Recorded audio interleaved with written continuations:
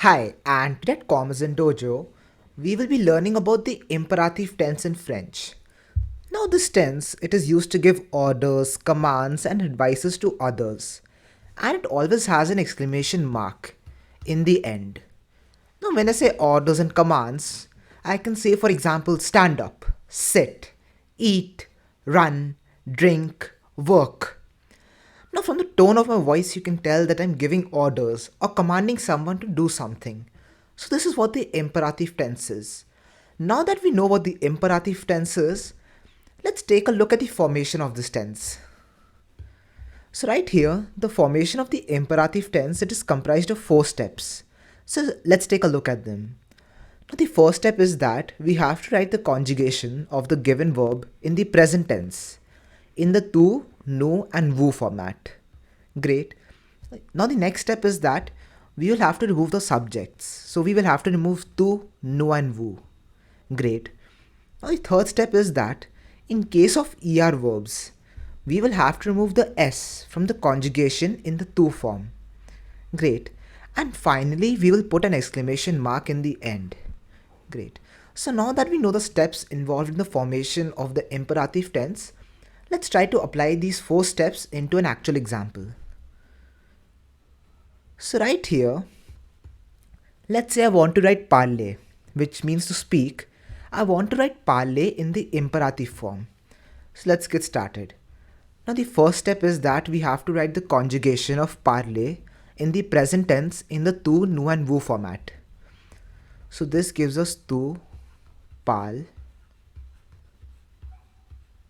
then no, parla, and then we have woo,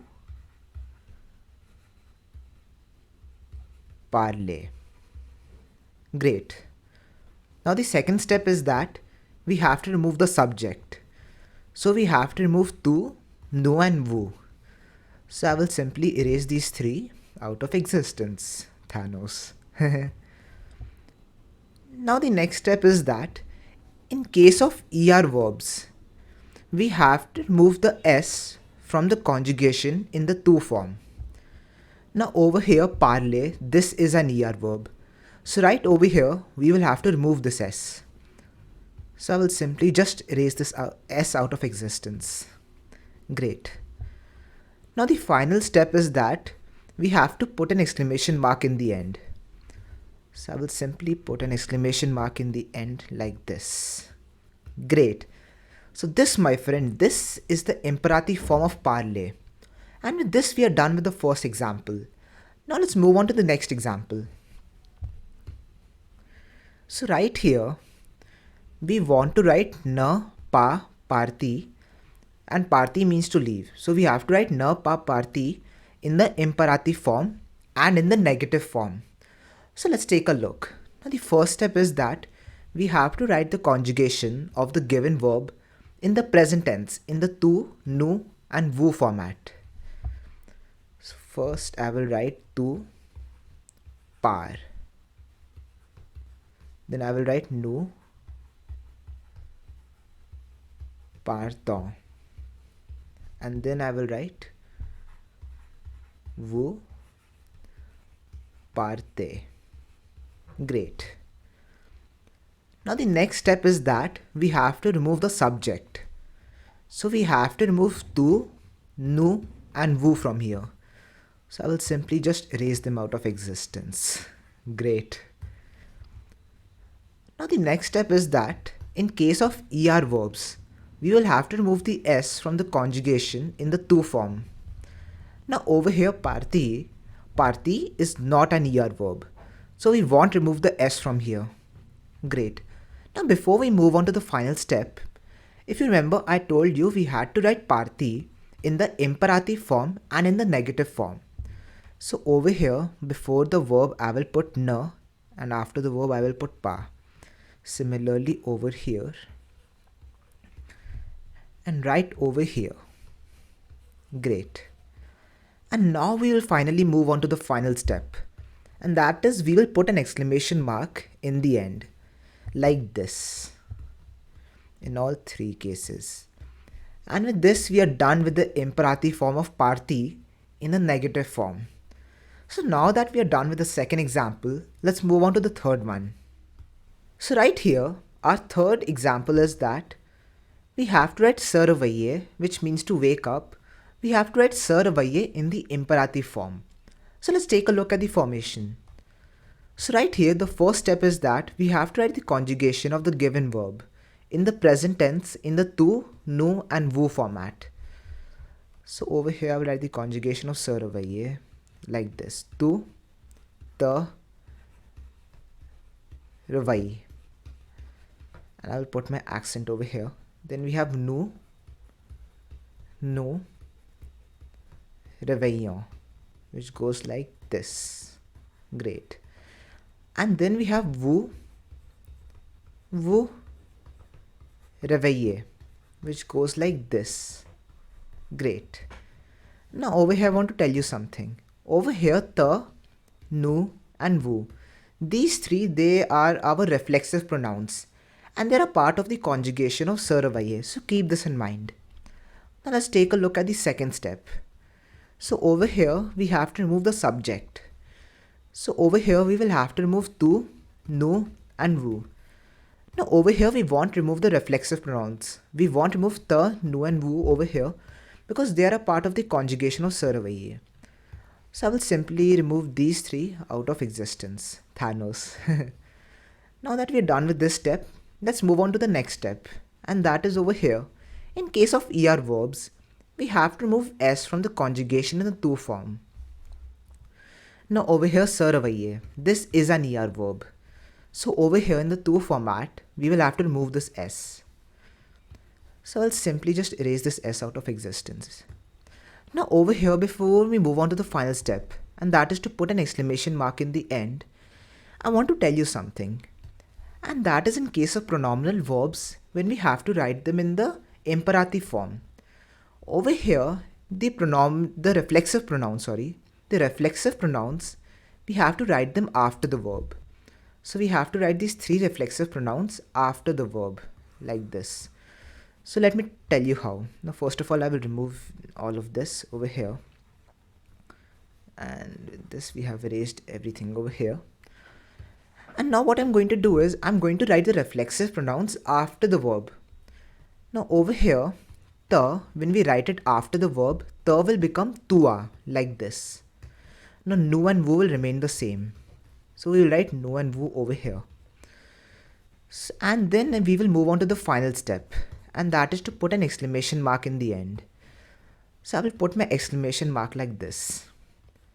And with this, we are done with the third example. And that was to write the conjugation of se réveiller in the imperative form. So now that we are done with this example, let's move on to the last example for the day.